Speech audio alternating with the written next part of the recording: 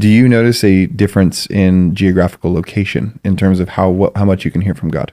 Absolutely. Yes. Okay. So I have a question on this because we're like most of our audience is American, and we've done so much research on our own from people who are they're in Africa and they're like seeing demons, they're seeing angels, they're hearing from God. He got me on like Joshua Selman. And that like ruined my whole life for a month. So like, as for me, I've been to different countries, but I've never been to Africa. And I'm like, there's this part of me that's like, maybe I need to go over there to hear God more clearly. Or what I know this is a very, very loaded question, and we can go so much deeper on this as time goes on. But what is it when you're here in America and you're like, if it feels different, one, what do you notice? What is different? Do you know why it's different? Mm-hmm. Two, if you lived here, what would have to change for it to be like it is back home? I think part of what I've always understood was that people tend to use God as a vending machine, or like a vending machine. Yeah. Like we tend to use prayer as a way to get things from God, extract things from God. And so I think because we live in a land, being America, of plenty, and there's access to water, there's food, there's access to YouTube. Some countries don't even have access to YouTube for them to learn. Sure. I think there's deception in abundance. And whenever you find yourself in a place where there's not so much access, people tend to depend on what they know to be the actual source, which is spirituality. So you'll find people who will delve into witchcraft, or will delve into things even outside of God, trying to find meaning, trying to find understanding, trying to find hope and a source for, because they don't appreciate what they already have. Right, exactly. So I think that the scarcity is what causes people to run to spirituality, and that can lead to obviously the enemy appearing as light. And so you'll find people who have these encounters and they genuinely believe, I met Jesus, I met Moses, I met the people in the Bible. And whenever you check the fruit of their encounter, you find that there's evidence that the enemy was actually there. And then even for the people that did actually encounter God, there's a certain like childlike spirit, like a gentleness, like a humble, love. You know, like, because you just mentioned Apostle Lord. Selman, but even with Apostle Issy, you'll find the people that actually met God, there's almost this childlike, there's just like it's like a childlike Admiration. energy that emanates from them. It's just like they care, that they're loving. Yes. And so I think there is, and I do think that there's portals in location, and depending on your state or where you're at. What does that mean? I think that kind of like the story of Jacob, where angels were ascending and descending. I do think that there are portals from heaven to earth, even in the church. I don't think that you can call something a church unless God is there. And there are many things that make things a church. But whenever you're in a place like Africa, there are many times where I'm facing a season. I know I cannot confront the season from the location that I'm from. I learned that this year. Really? There are times that for me to confront certain battles, I actually need to go to Africa. And this is just this is just God's dealings with me. And I don't know if it's doctrine or anything. This is my professor of spiritual intelligence, but it's here to fact check everything. Yeah, she can fact check it, but like I know when God is sending me away. Sometimes it doesn't even make sense. Like some people on my team, when I told them I'm going to Ghana this week, I have to go, they were like, why? You have to go next month. Like, it doesn't make sense. There's a bunch of things happening. You need to be here. But anytime I check my spirit, I'm being driven over there. And so maybe Apostle can speak to why that may be, or if that's even biblically accurate. But I do know that even in consecration, it's not general. God has certain dealings with people, certain instructions that he gives certain people in order for them to keep the template of their ministry or keep the template of their business. And so I just know that for the season that I'm going, I know that for me to actually meet God, for him to give him the instructions that I need to be able to frustrate the hell that I need to frustrate in the gates that I'm trying to apprehend, I'm going to have to go do it from a different land. So what are your thoughts, my professor? That was really good. Really? You've That done was really good. Yes. That was awesome. That was really good. And just starting from where he started, where he spoke about the lack in Africa. Recently I was teaching a bunch of, people in the US, and I said, I don't know, for me, warfare is just cultural. It's normal. So I find people struggle with spiritual warfare, and I'm just always ready to war. I said, because where I come from, like you guys, you just have light. You're not afraid your power is going to go off. Sometimes we have to pray in the name of Jesus that by the time we're having the podcast, the lights would go off. Oh, we had our camera overheat this week. We have to Well, do that. We're I'm still trying to convince him it was spiritual. He doesn't believe me yet. So there's so much that doesn't work.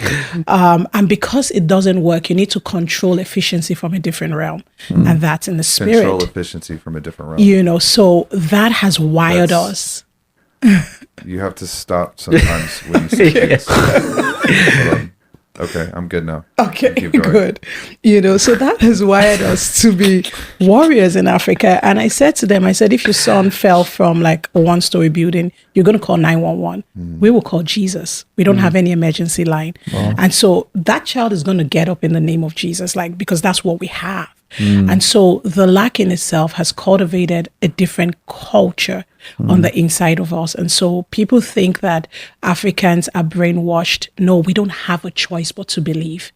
And when you put that side by side with a culture of plenty that you experience here, you just realize that we have what it takes to actually thrive, because we've thrived with the least amount of resources. Now, that being said, he was talking about location. He quoted from Genesis 28. And I often tell people that Genesis 28 was many things going on with Jacob running from his father's house, going to Laban's house. And if you read the story of Laban, you realize he was an idolatrous man. He was a sorcerer. There was so many things about him. And God knew that Jacob was about to get into a different location that had the capacity to corrupt the covenant that God had put on the inside of him. And when you think about the covenant of God to Abraham, it wasn't something intangible. Part of the backing of the covenant was wealth, because you need wealth to be able to establish a nation, and God did not want Jacob to go into that location without first understanding the location from where the covenant had come from. So he falls upon that place in Bethel, which actually is a place where Abraham had built an altar many years before. And so We just talked about that. so you realize that locations are controlled by altars. Every location. And I say to people, you're trying to change government, but it is not really the seat of government that controls the land. It's the altar within the government and the throne, who sits on the throne in the realm of the spirit. And so when you think about Africa, the reason why it feels like, we're having all of these encounters is because even culturally, we understand altars. Like some of you have Christianity that goes as far back to your 6 generations ago. We don't have that. Like my grandmother, my grandfather were idol worshippers.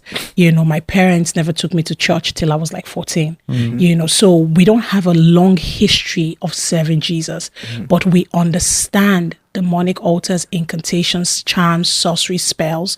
We had to pray our way out of those atmospheres. And that in itself has taught us how to capture atmospheres, how to master, atmospheres, because every altar requires a priest, it requires a sacrifice, it requires a deity, it requires protocols by which the altar functions. So when you grow up in a place like Africa, these are the things, the spiritual realities you learn. And then you take that and you come into a different location like the United States. You already have the spiritual intelligence on how locations work, because we were born into that warfare. So when we got here, I was asking them in the cars, like, can somebody tell me the history of, Nashville? And she was like, okay, I didn't think about that. Why do you want to know? I was like, because history is the back door to every location's future. And if you don't know the history, you don't know. Exactly. Just keeps like going right by. This is normal. History is the back door to every Location's future. location. Which matches up what you were saying earlier, even. Yeah, as I'm well. saying stuff, but I don't know what it means. She knows It's what like it a means. connection. Wow. Yeah. Okay, Wow. good. Keep going now. Wow. Okay. Yeah. So when you don't know the history, This is recorded. So Yeah. Thank God. when you don't know the history, you don't know what has been allocated, to the future of that place. And I said to her also, the history tells you the angelic activities that have gone on in the place. And every time there was an altar or an open door over a location, there was always an angel that stood as a witness and a partner, in that location. I said, so I want to know what happened here. And we're reading the history. We're looking at how the Civil War ended, how Nashville stood and the seventh president came from here. And I was like, this obviously has an atmosphere of settlement. And the things that previously could not be settled when you got to Nashville, it was almost like things kind of worked out. And I started praying and I said, Lord, I believe that there are things in my life you're going to settle by me coming here. I haven't met you, but I just know that there is settlement in the atmosphere, so this is how I think about locations. I think about what are the warfares that have happened, what are the release and resources of heaven that were given to that atmosphere, and why am I here? Because every man that steps into a location is serving as a ladder between earth and heaven. And every human being is not just a human being. You carry the altar of your experience, you carry the altar of your intercession, and you carry the altar of your expectation. So all of that I carried is the reason why God has brought it to this place. Experience, intercession, and expectation. Yeah. Okay. Yeah. So to say, what do I think would have to change here in America based on what I know? I think that the people need to become more spiritually awakened. I see a lot of, let's just make it easy. And I think easy Christianity is what's going to kill our generation. I think that the moment we all awaken to the fact that we were born into warfare and this is what it looks like. There is no neutral ground. There's a kingdom of darkness and there's a kingdom of light. And Jesus said, when I build my church, there's going to be a forceful opposition from hell. And so recognizing that there's a kingdom that is forcefully, daily strategizing to oppose everything you're building, I think that's where it all changes. And that's where a new generation of people will arise from the land. And it wouldn't even matter if you're a businessman or a church pastor, just recognizing that you are at war and you need to be fully equipped to fight the battle effectively. I think that's going to change the landscape of America. And most people in America don't think about themselves anything close to what you just said. But They don't think of that's why he's themselves doing as this. an expectation or an altar or even like a gate, as you would describe, between earth and heaven. They don't. So much of people now, they think so low of themselves, and myself included, like that still comes into play. So it's interesting. It's like the identity piece is what's allowing for the power of God to rule wherever you're at. And then you've learned to live with that long enough to where now it's an asset, not just like a thing you strive to get by the end of your life. Absolutely. It's awesome. I think there are a lot of altars, portals in America, but the old ones are, Africa has older generational, very well fueled altars because they've been going for so long. I think what we're lacking in America is there's no sense of desperation. So the hierarchies are being played around with, and God doesn't tend to sit at second place very long.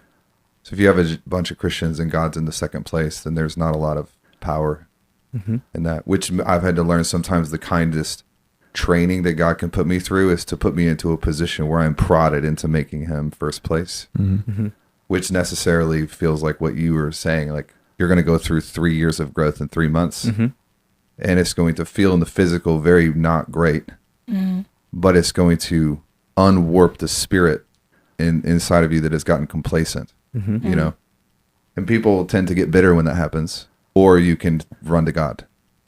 And that's been the last 2 years for me. He got 3 months. I got 2 years of it.